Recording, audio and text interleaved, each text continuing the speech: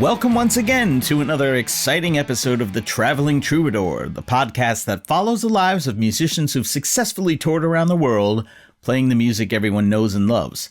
I'm your host, Jason Perno, and our next guest comes from England. His name is Spence Cater. Spence, thanks for coming on the show. It's great to have you here. Why don't you start out by telling us a little bit about yourself, where you come from, and how you first got into music? Hi, Jason. Well, thanks for having me on the show. Thanks for asking me. It's great stuff you're doing here.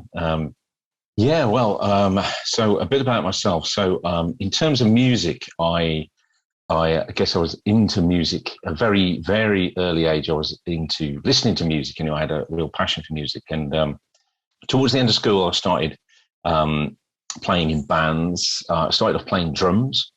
And Martin Gilks, who's now sadly passed away, he was the drummer of the Wonder Stuff. His dad used to work with my dad, and my dad bought Martin Gilks his first drum kit for my first drum kit. So I didn't realise this till afterward. And just messing about, really, I played drums in a cover band called Tricky Dicky. I was like 16, and the rest of the guys were like hairy-arsed blokes, from 30, 35 upwards, rockers, and I was the drummer. I played the drums for them. It was a very weird, it must have looked very odd.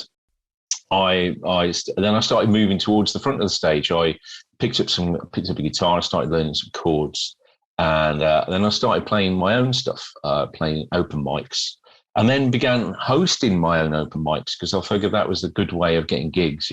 Instead of waiting for someone else to choose you for an open mic, you just host your own and get paid. So that was the first sort of exposure to live music and getting paid for it. And I did pretty much everything. I had a partner at the time, like a male music partner, not a lover. There's nothing wrong with that, of course. But so he would help out, but I would end up doing all the donkey work. Basically, I was the one who designed all the flyers, and we'd go out. I've got this is way before the internet, way before MySpace, all of that stuff. So it was all by hand, right? You printed out flyers, got them photocopied as cheap as you could, and then just go out and just hand them hand to hand. Did you make a lot of money doing this type of work? At the time, I was making sort of 80 quid, 60, 80 quid, sometimes a bit more, sometimes a bit less. But at the time, I was a big drinker, And so I'd get paid in beer as well, So I'd get paid cash, and they'd just give me a free tab all night. So that, for me, that was, if I'd have took all that money in cash as instead of in beer, then I would have been getting paid quite highly. That I believe. Yeah, I think it's musicians like you that they started creating rules at two beers per night or per gig. Yeah, ruined it for everyone. So that's how I started off. Really, I started off with that, and then through that, how it goes. You meet people, and so I started putting on these nights. And at one point, there was like in Wolverhampton. This is in the city of Wolverhampton, by the way. This is where I didn't grow up there, but this is the kind of the next biggest town from where I grew up. And there was quite a scene there at one point. There's a big university there. There's a big art department there, the big music department. So we were putting gigs on at the student union. We were putting gigs on at the local pub. I was doing radio at the time. We did a radio show called Naked Ambition, which was dedicated entirely to unsigned artists. And unsigned music then, was shit. Basically, it's pretty dire because people didn't have the money to go into the studio. You know what I mean? You still had to go in the studio those days. You still had to put CDs out and stuff like that. So it was only people who had who could put some money together, who could produce anything decent. Everything else the quality wasn't great. But we that didn't stop us. We got people in, do live sessions and all that kind of stuff. We had an absolute ball. It was brilliant. Yeah, it was very different back then because nowadays everybody seems to have a home setup. Yeah, or home studio. Totally. Yeah, it looks like you've got one there. Yeah. I probably spent the last 30 years putting this together, one piece of gear at a time. Yeah, and that's great, and that's what you had to do. But now, you can record something half decent on a Mac, right? GarageBand, and a mic. You're kind of there, but it's a totally different world. Yeah, that wasn't there then. But so that was how I got started, and then I got through into that. There's so many stories I could go into and sidelines I could go into, but let's keep it on the Well, on the straight and one narrow. of the stories that I'm most interested in is that you got into busking. How did that start? So what happened was I was working. So I was doing the day job. I was a teacher, right? I was working in colleges and stuff, and I went into the private sector. What did you teach? And I taught what they call now basic skills to 16 to 18-year-olds. And a lot of the a lot of people I worked with were, what they call politely furthest from the job market. In other words, they've got issues, Jason. They've got issues and they need help. Anyway, so long story short, I got made redundant 2 or 3 times on the trot, and I thought, I'm not going back into this now. I need to do something else. I had my guitar with me. I had no intention of busking that day, but for some reason, somebody, before I knew it, I was bringing my guitar home from the repairs. Before I knew it, I'd unzipped it, I'd got it out, and put the case down on the floor like I'd seen other buskers do, and I just started playing. I didn't know any covers. I just started playing my own stuff. Where was this? And this is in Birmingham, the second biggest city in England. The fear that I had before that of ever doing that was the fear that, I'm going to get arrested. People are going to laugh at me. I'm going to get attacked. All these kind of negative stuff that was coming in. And, nothing bad happened. People gave me some money. And the first, they call it the drop, right? The first drop you get, like, that was it. I was like, wow, this works. If somebody's prepared to throw me a quid for me playing like a bad version of my own song that no one's ever heard before, then if I, played a song that maybe they had heard before and played it a bit better, then maybe that's worth 2 quid or 3 quid. I was just going to ask you that. When you do original music versus cover music, what did you find out there busking? What I found was if I'm just playing a guitar, no amplification, and I've got a little case, and I'm playing my own stuff, people will give you money for that. How much? It really depends on a lot of things, where you are, the time of day, the time of year. I made more money once I, A, started playing covers, and B, amplified myself, because it's very easy to get mistaken for a vagrant, homeless person if you're just standing there playing just a guitar with no amplification. Does that happen sometimes? Do you have somebody there who's got an instrument and they just start playing and not very well, and they're just hoping that somebody will drop some money in? And people do that, right? People do that as a no intention of playing. They are homeless, right? And they'll, got 2 strings on the guitar. It's not even tuned, and they're just playing like that just so they can just say, well, I'm busking, I'm not begging. So it's a very, and some people, even if you're playing quite well, even when I progressed, about 6 months later, I eventually kind of invested in some gear. I got the battery powered amp, and I got a mic, and I got a proper hard case, and I got a set. I was starting to build it up.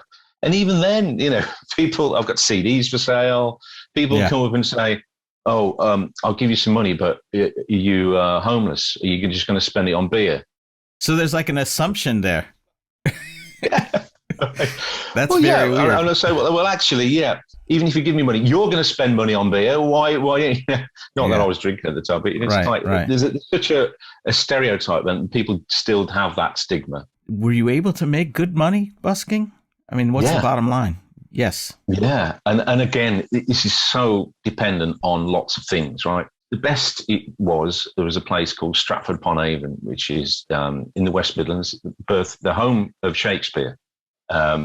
So tourists come from busloads of Japanese tourists, just wandering around the place. And so loads of, people, you're kind of a tourist attraction. What would you say was one of the key things about engaging with the audience in order to get them to basically stay and listen and tip? Great question. I think it's just being present, so you're playing and not just going through the motions kind of thing. You're kind of responding to what's going on. So people walking past, you making eye contact, little jokes here and there, asking for requests, talking to people directly, because they're sitting around you, You've got a captive audience in a way, so you engage them. That's the way I did it, really. I spoke to Neil Brophy. I don't know if you've watched his interview. I did. Great interview. Yeah. Yeah. and he talked about the eye contact for him when he was busking. He did it for 2 years in Perth, and he said that was what he learned. As soon as he got their eyes meeting his, then he knew that he had a better chance. Yeah. Oh yeah. And kids, man. The kids get it. You know, if you got a family, you got 2 little kids in a family. The kids will always come to you like bees to a flower, right? Because they're intrigued and they're like, "Well, they want to come over." And of course, once the kids are coming over, the parents are coming over, and the kids are not going to go away without giving you some money, right? So you entertain the kids. You play a kids song. You get them. You get the kids coming in, and of course, when the kids are there and the families come, it's about getting a crowd, right? And it's quite hard sometimes when you're static and you're playing, behind a microphone. It's quite hard. If you go wireless, then it's a bit easier because you can integrate more. So there's 2 types of shows. What I'm trying to say, there's what they call the circle show, which is what if you go to Covent Garden in London, that's what they do. It's like roll up, getting people in and getting a little crowd going. Yeah, that's like a circle show, and you do the hat at the end, and that's when you get the money at the end. You get tips all the way through. What I was doing was more of your kind of flow show was what I call it. So people just walk in and out. You try and capture a crowd and you try and keep it, but they're only going to stay 10, 20 minutes at the most. Even when you're playing in other venues, actual contracted venues that are family friendly, I've been playing on cruise ships, for example, and I've seen kids coming up to me while I was playing on a cruise ship. And the funniest thing, I remember I was playing on a cruise ship that sailed between Stockholm and Finland. And sometimes you would get I don't know if you call them like gypsies or people from Romania that were gypsies or Bulgaria and so on. And I just remember that this little girl, she must have been not more than 2 years old. She came right up to me. I actually got it on tape. It's funny. She comes up to me while I'm playing a song, and she's just sitting there listening, and then she just raises her middle finger, 2 years old, right at me. And I'm thinking, whoa, where did this kid get their manners? And then I saw the mom was one of the gypsies. It's definitely a totally different breed of people. Oh, yeah. Yeah. But, that wouldn't happen in Stratford-upon-Avon. No, I don't think Never. So what's the name of your book again? The book is Busking for Beginners. There you go. Busking for it looks really fascinating. I'd actually like to pick up a copy myself. Everything that you need to know. If you've never done it before, and somebody like you, it's perfect for you, Jason, because I heard that you haven't busked before, right? You're a performer. You're good at what you do. You can entertain a crowd. You've got the chops. This book is assuming that you've got all those things already. This isn't like busking for beginners, right? I can't play a note. I'm just going to go and, it's not going to work, right? You've got to have a level of skill that means people are going to give you some money, not just out of pity, but for Yeah, I think it takes a lot of courage to get out there in front of it does. In the middle of an open space and just start getting people's attention. I have to say, I was spoiled in many ways because I worked mainly with contracted gigs, and for the first number of years before the Brophy circuit, I was playing in these other gigs, another circuit where you can pretty much play whatever you wanted. And if you were a good performer and you were appreciated by people, and the entertainer in me had to develop over time. And I still never became, I guess you could say, a great quote unquote entertainer. I was always relying mostly on my skills as a singer and as a guitar player and knowing the right repertoire and so on. But being a great entertainer, that's a special gift. And probably one of the reasons why I never really wanted to do busking myself, because it's, to me, sounds very nerve-wracking. So I admire anybody who has the courage to go out there and somebody who can make money on top of that as well. I think it's amazing. Yeah, I mean, I saw, I saw it very much as an apprenticeship, Right. You had 2 hour slots on each pitch, and there was only 2 pitches there that were really good. The one I mentioned earlier on the front and the one in the high street. Now, I used to get there, and they were much coveted, so you'd have to fight for them, literally. Sometimes. So these were assigned slots. You had to be part of some sort of community where you designated spots. So if you're watching this and you're thinking, I'm going to go to I'm off to Stratford-upon-Avon, I'm going to bus there, good luck. But Yeah, so you'll be greeted by a town. And this is when I was doing it. This was like 5-6 years ago, maybe more. And a town warden would come along and say, if you were new, because obviously they knew all the buskers there. If you were a new face, they'd come up to you and they're all very polite. There was nothing threatening about it. They'd just say, look, welcome, and here's a little map. These are the areas you need to play, and it's a 2-hour waiting list, 2-hour playtime, and that's it. And it kind of regulates itself after that, because all the buskers that are there kind of know the score. It's this kind of, they know, you don't take the piss, you play your 2 hours and you wait, and if you're there and somebody else has got some gear there and that they want to take a piss, you look after the gear or you help, everyone helps each other out a bit, but there's some people who didn't, and some people who just tried to occupy the spots, and it got nasty, because it's basically stopping you earning money. If somebody's trying to hog a spot and it's like, hold on a minute, I could be earning like 200-300 quid here and you're stopping me doing it. And of course, tempers are going to get frayed, right? So it taught me anyway, it taught me a lot about the law. It taught me a lot about standing up for yourself, and about sort of negotiating, Yeah. And of course, about entertaining, about stamina, because you can be, some places don't have time limits. Stratford in London, for example, didn't have a time limit. You could be there all day, play 4 or 5 hours straight. Now, in addition to your book, you also, I see, you started an online course as well. So the Prosperous Musician is the website. So if you go on there, you'll see the book. You can purchase the book from there. And from there's also a little course that accompanies the book. And on that, if you are interested in the book and the course, I'm also available for a call, so I can talk you through it. Consultation. You want to get started? Consultation, yeah, because like you say, we could fill up 2 hours easily just talking about busking. So if that's what you want to do, I'm happy to guide you through it. That's fantastic. Yeah, it's a really fascinating topic, and I would like to just move on a little bit because I have so many other questions here. So, So you started off, you had a very colorful life, starting out as a musician and getting involved in the music business at a young age and moving on to the busking. And I see you've also played as well in Belgium. That's right. Were you busking there as well? Yeah. So where I busked, that was the other thing, I suppose, of like, that was the progression. It was like, well, I was playing in Birmingham, which is a big city. So I already had a lot of pitches, and Stratford, these great places to busk. But then I heard someone, you get to meet other buskers, like you do. You meet with the Troubadours and they tell you something, it blows your mind. It's like, oh yeah, I've just played around Europe. This guy said, yeah, I've just come back. I've just played all around Europe. And I'm like, what? Yeah. So that's the idea. I just went, okay, yeah, why didn't I think of that? So I didn't go all the way around Europe, but I went to Belgium as a start. Did a little mini tour of Belgium, which was fantastic. It's a great place to busk. And I've played in New York. I busked on the subways in New York. Yeah, I've been there. I've seen that. I mean, because I'm from New York, so I've been there. Yeah. Many times.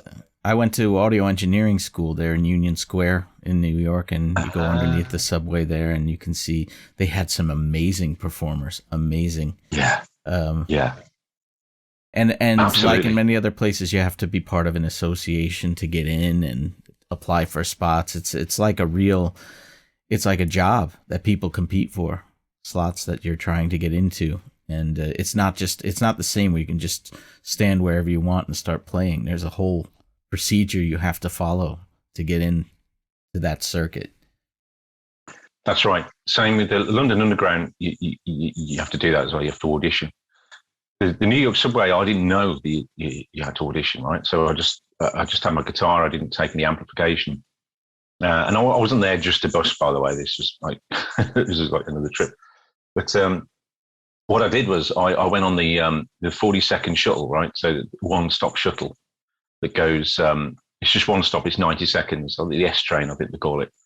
And so I sat on there, and it was the reason why I did that was because it was absolutely baking hot. It was like 30, 35 degrees, absolutely sweltering. But down in there, it seemed to be cooler. So I sat on this little train that just went one stop backwards and forwards. And I worked out I could play a little kind of mini version of Three Little Birds and a little mini version of Folsom Prison Blues. I hear that train coming. It's rolling. Yeah. Between stops. Yeah. So the doors would shut. I'd start playing. And then just as I'd finish the song, the train had stopped and the doors would open. They'd get off and people would come in. People would tip me. People would come back in. And the same thing, backwards and forwards for a few hours.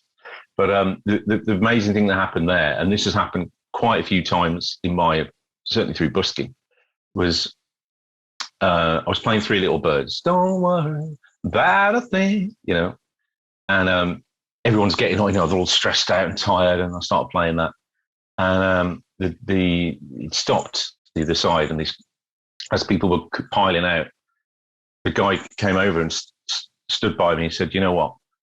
He says, "Hey, I'm not even going to try and do the accent. I won't embarrass myself." But he was a New Yorker, right? Yeah. He said, if you can imagine him saying in a New York accent, right? He said, "You know what, man? You know what? I just heard you playing that, and I've just been made redundant today. They just told us, my job's finished." Yeah. And he said, "Swear to God, man, I was feeling suicidal. Wow. I was feeling suicidal, and I heard you play that song. You know what? I've got some hope." So thanks, man. And he gave me some money. And that happened twice that day. Not as dramatic as that, but this woman said, I was feeling really down. And he played that and he really cheered me up. But this guy, he was genuine. When you can just see it with somebody, he was like really like still processing it kind of thing. But I was like, that's just two people who actually made the effort to come and say something. You don't know how many of those people throughout the day didn't come up and say something, but it still had an effect. And I've been affected by, street performers and stuff. You hear something and I might not rush over and tell them, but, That's the interesting thing about New York as well, is that you never know if you're going to piss somebody off or you're going to get a compliment.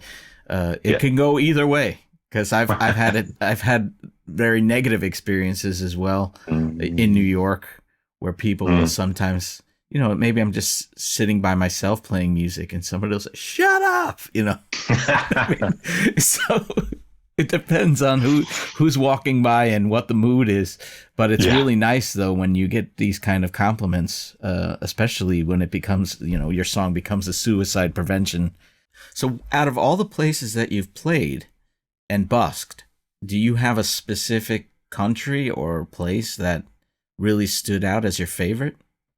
This is a top tip, right? This isn't in the book. I'm going to give you this for free. This is something that actually it's not a secret. It's Brophy did it first, but go for it. Yeah, this is what he's got, a busker's brain. You see, Brophy has. This is why you came up with it first.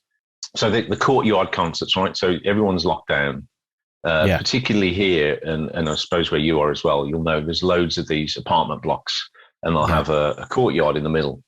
And so when the COVID first struck and everyone was locked down and no one was going out and everyone was scared, then it was coming up to the weather was getting okay. So what I do is get my gear, because I live in one of these apartment blocks, right? It's huge, right? And they've got a courtyard in the middle. So I just got my gear out and I just started playing. And I did a little set, 15 minutes. I put my Vips sign out, nice and big, so people could see it from the balconies. Everyone came out on the balcony. It was like playing a stadium, man. It's like everybody came out. Yeah. And I was playing away. I did this little set. And there was one guy, I don't know what he said in Norwegian. He was probably, "Shut the fuck up," He was like one of those "get off my lawn" kind of guys. Yeah, but I just said, "Look, man, I'm playing for 15 minutes. I'll be gone," and that was it. And he shut up. But that gig, that was cool because it was where I lived. So it was a big risk for me to play. Because if it bombed, I'd have had to move out of it. I would have had to walk around with a hood on, for a few months. Were people mobile paying you then? Yeah, that was the thing, like with the Vips. And it's the first time I'd used Vips, really. I'd only just got my phone. I'd just get everything sorted. Yeah. I was still kind of getting settled in. So I'd never really used it before. Yeah. And a few people gave me some paper money, some folding stuff, but generally it was people on the balcony. So I played this set, everyone was going, really great sort of reaction to it. And I finished and I was like, you hyped, right, adrenalized. And I was like, oh, that went really well. And I looked at the phone and I just saw like 50 kroner. I'm like, I thought I'd go a bit more than that. That's like especially in Norway. £5. Can't even buy a hamburger for that. Yeah. So I thought, well, okay. It was an experiment. I was telling myself that it's fine. It's well. And then what I didn't realise was that was the last tip of about 28 tips. Oh, wow. So I scroll down, it's like 50 krona, 100 krona, 200 krona, 50 krona. It's just a long list of tips. And I was just like, 15 minutes. It worked out about I think it was about £220, something like that, for 15 minutes. That was insane. And that happened a few times. I tried it in different places. And not only that, because you've got the VIPs, you've got their message, right? So I sent everyone a message back saying, thank you so much, bro. So I've got people saying, "Oh, come back," and all. So you've got like a list. You built your fan base as well as getting a contactable fan base. That's a really clever way. Yeah. To get people to get into your music. Speaking of Norway, how did you end up there? Like most people, I think here, it's my partner came here. She had a job. She got a proper job here. Right. So I followed. I came with her, and that was it. Really. That's how we ended up here. So you didn't know anything about the Norway music scene beforehand? Not at all. Nothing at all. And well, I think it's a pleasure then to tell you that if you haven't already figured that out, I've done now. I think you're my 5th interview, and all 4 interviews beforehand are all pointing towards Norway as probably the best place in Europe, maybe even the world, to make money as a musician. Wow. So, yeah. That's really interesting. Yeah. That is really interesting. You just, by the luck of the draw, ended up in the right country. What do you most prefer about this lifestyle? What I do like about it is, especially being here in Norway for the first time, just getting to see places, just traveling around, getting to see different places. Did you have a favorite gig in Norway? The one that stands out for me most is the most recent one was Christian Sand, which was Halloween Christian Sands. And the Friday night was dead, right? Yeah. Dead as disco. And then the Saturday night, completely different story. Everyone was out, people were in fancy dress. It was like a kind of, I wouldn't say go as far as New Year's Eve kind of vibe, but it was really, it was going off. And it was one of those nights, I don't know if you've had this, usually, most nights I'm consistent, I can play and sound the same most nights. But that night, I don't know whether it was the adrenaline or the energy, I was getting the love off the crowd. My voice just it felt like I had an extra note, I had extra range. I was kind of like, the guitar sounded good. Everything was just like, I'm on fire. Yeah. And then at the end of the night, you do the encore and people who weren't going for more. And so I did an encore and I did one and then I kind of finished. And then this guy came up to me and said, we want to play with a table over there. We want you to play longer. We'll pay you. And I was like, well, I'm fine with that, but I don't know if the manager's okay with that, because he's got to. Anyway, I spoke to Jens, the manager, and he was just like, fine, it's up to you. If you want to play, you carry on. So I was like, okay. He named the price. I didn't say a price. And he just said, we'll give you 3,000 krona, right? To play for an hour. Like, done. Done. I ended up playing for an hour and a half because it just went off and on. You're just going on and on and on. But that was like one of those. I don't know if you've ever seen. I might be being a bit dramatic now, but if you've seen the Elton John film, the Rocket Man, the biopic, Rocket Man. That beginning when he's playing his first gig in CBGB's, and he's kind of floating, and the whole crowd's floating. It's that kind of. It felt like that. It was that kind of feeling of like I can't do anything wrong here. You know what I mean? It's just you got them all in the palm of your hand, and just having that, being validated, somebody actually wanting to pay you quite well for it. That was like one of the nights. And then, of course, the next week, it's Friday night, you're playing to 3 people. Yeah, it can definitely be different from night to night. Yeah. But you're definitely in the right country, I think, to be pulling those kind of tips. The only other place I could see where I would get that kind of money from the audience would be in Switzerland. You just have to go to where the money is. In Norway, everybody has money because of the oil, but Switzerland, they're all pretty wealthy out there. Do you have any tips for other musicians who might want to get into this line of work? Yes. There are loads of tips, Jason. I mean, there's practical tips like equipment wise. For me, you just get two of everything. So, and I started doing that when I was busking as well and doing the gigs and stuff. You need two guitars, need two leads, just two of everything, right? Because one of them's going to go, and you always need a backup. So I'd suggest that just as a practical issue. For me, I think I've made a lot of sacrifices, for this because your weekends are gone. If you're in a partnership, it's really hard. On your partnership, you need a really understanding partner who's going to support you. Because if you're, like with these gigs, I'm gone like Friday morning. If you, Christian Sons, for example, here, I'm gone like from Friday morning till Sunday night, and so that can be hard if it's every week.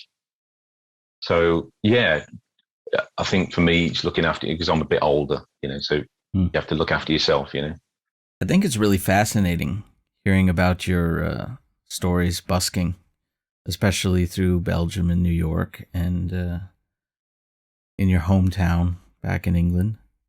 But do you have any funny stories? Anything that sticks out in your mind over the years? I'm sure you have a ton of stories, but one that you would like to share? I got a shit ton of stories, Jason. And again, I'm setting this up as a funny story. It might not be to you, but anyway, it amused me anyway. So the busking, right? I'll go back to the busking. So I would, Stratford-upon-Avon, Birmingham to Stratford-upon-Avon is about an hour on the train. That's what we used to do. I used to do. And all the other buskers who were going from Birmingham do it, right? So we'd get on the train. And the high street, in my opinion anyway, and I think other people's opinion, the high street in Stratford was great in the morning. And then in the afternoon by the river, that was the great pitch to have in the afternoon.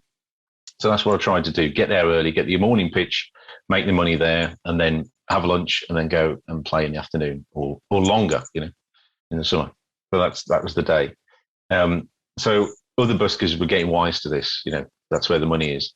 So we're getting 8 o'clock train, which is, it's early for a musician, right? And it was funny because there were other buskers that did it, but there was these two kids. They were kids to me. That's being patronising, but they were very young. They were called the Fidgets, and they were like this duo. They were very good. Anyway, they were all polite and stuff, and we'd be on the train, and we'd exchange pleasantries, but we knew getting nearer and nearer that we'd get off the train and we'd be half a mile to the busking pitch, the first one, in the high street. So we'd be walking like really fast, pretending we're not caring about if we get there or not, playing it cool, but walking really fast, with this gear and stuff. And then eventually we'd get about 200 yards away. And then one of us would, I'd start running to get there quicker. And then they'd start running. And then, and then we kind of know then it's a race. We've got to get there. And then we're both running. And then one of us, sometimes I'd get there quicker, but oftentimes, sometimes it'd be neck and neck. And that happened with the busker, we're all right, walking down the street and suddenly like, run, he's made a run. It's like being in a peloton in the Tour de France. The one breaks for it and the other one's going. It was hilarious. But after a while, all that pretense went. As soon as the train door opened, you just leg it off the train to like run the whole half a mile. But what I did was, this was the thing, because I thought I'm never going to beat these kids because A, they had less equipment than B, and B, they were a lot quicker than me. So I just thought, okay, think about this tactically. So I just got the earlier train. I was there at 6 o'clock. The sun was just coming up. I was there. There's no one about, and I just set up. They come running around the corner, and I'd already be set up there. I'll be finished in about 2 hours. All right. That's funny because, I mean, they might have been younger and faster, but you had some wisdom. Being a busker, that's what you're always. It's like a survival thing. You know what I mean? You're always thinking of the next, where the best location is, and it's just so many things to be aware of. It really teaches you to be hungry. Listen, it's been a pleasure to have you on the show.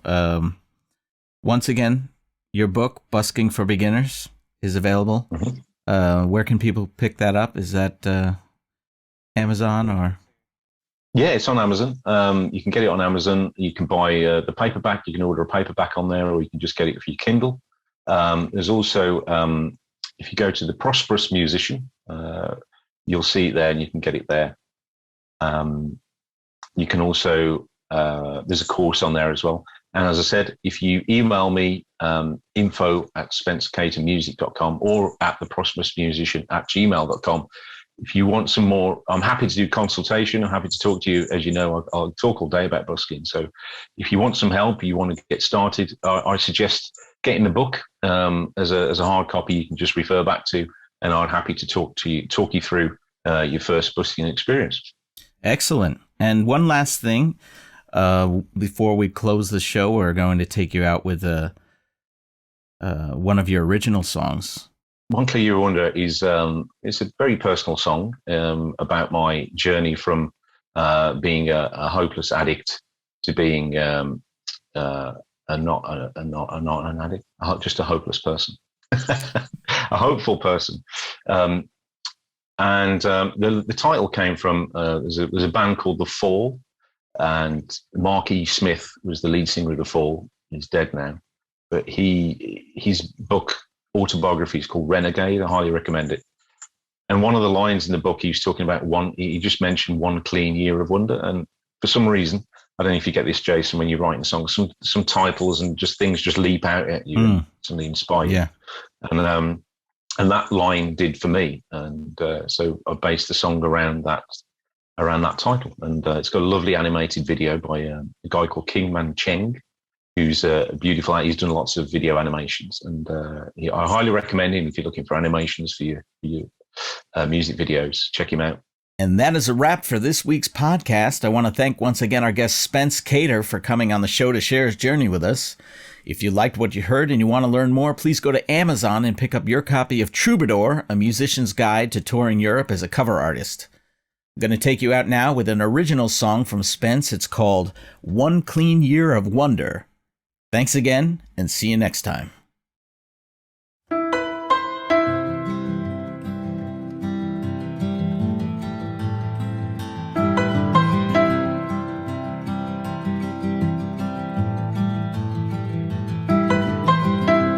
One clean year of wonder,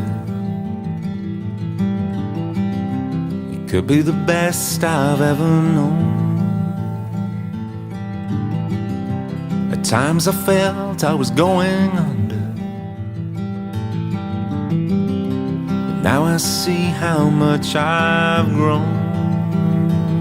So I pray and I wait, leave it up to fate as I go on, as I go on.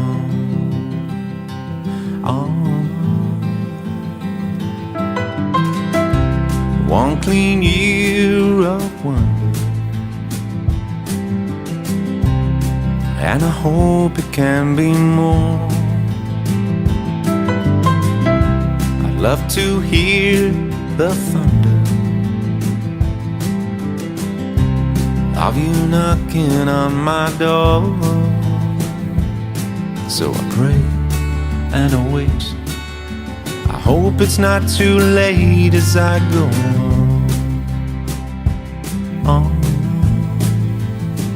as I go on.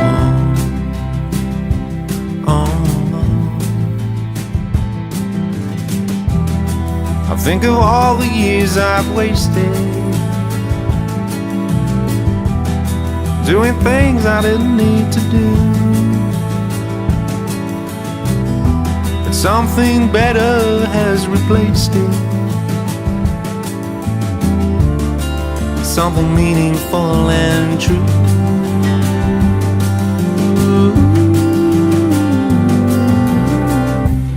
One clean year of wonder,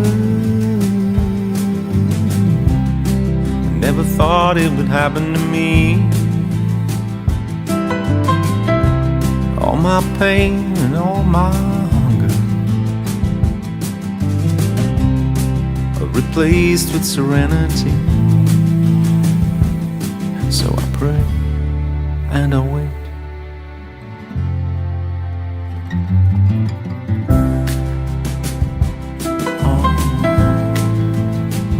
As I go